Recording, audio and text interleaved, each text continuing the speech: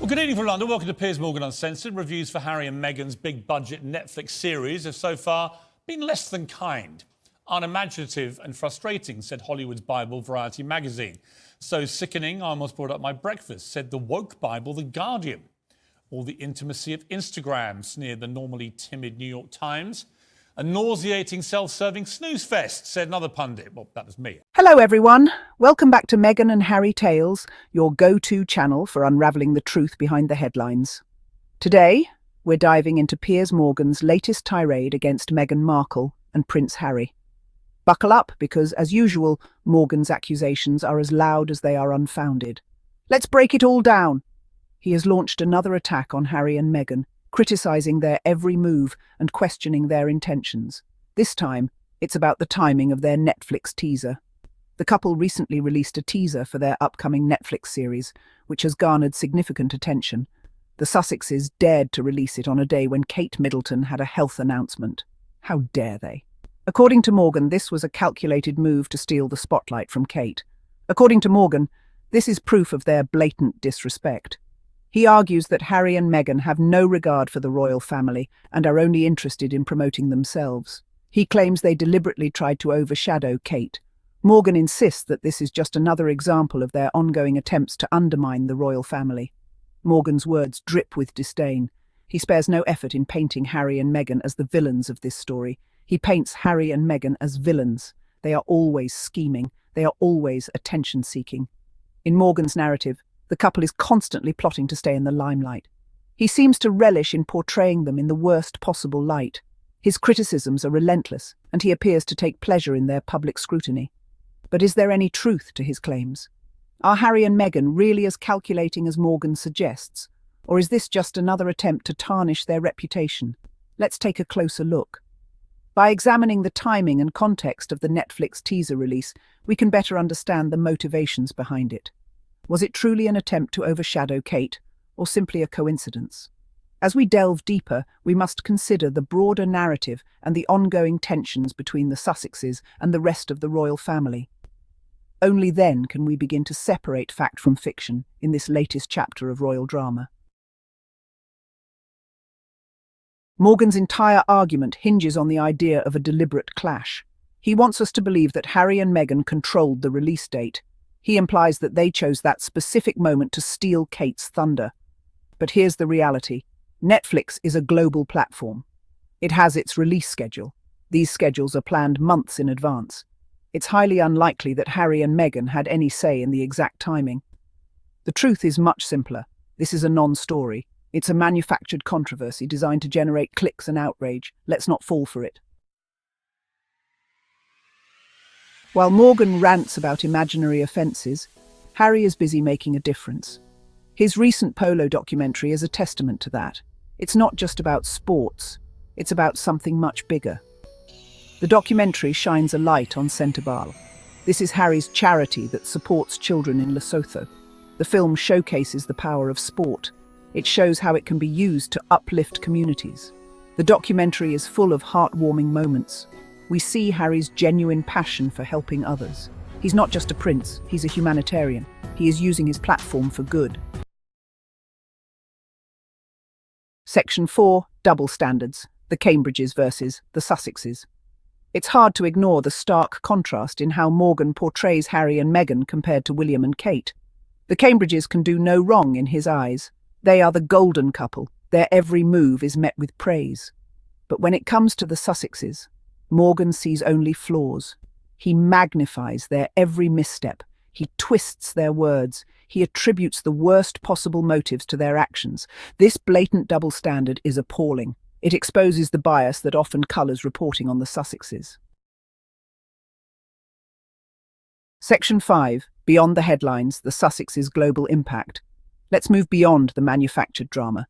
Let's focus on the real story. Harry and Meghan are making tangible differences in the world. Their Archewell Foundation supports numerous charitable causes. From mental health to vaccine equity, they are tackling important issues.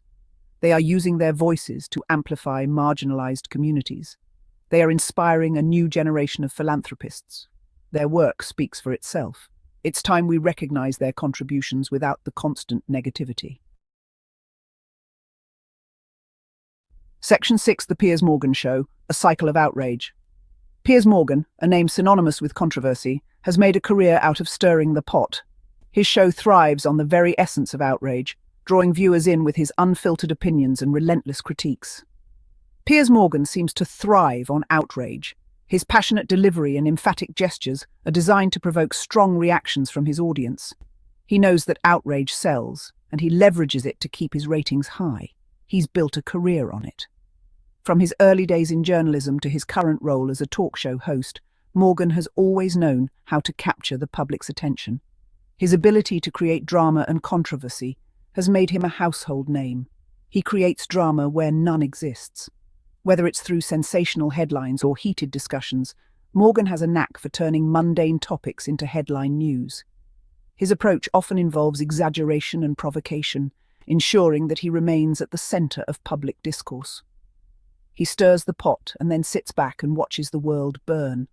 With a smug look, he revels in the chaos he creates, knowing that his words have the power to ignite fierce debates and strong emotions. His attacks on the Sussexes are part of a pattern.